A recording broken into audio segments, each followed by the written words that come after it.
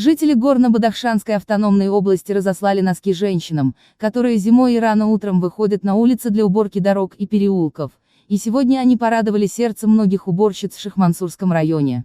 Зули Рахматова, одна из представительниц благотворительной группы, разместила в Facebook видео, в котором преподносит подарки бадахшанских женщин руководству столицы.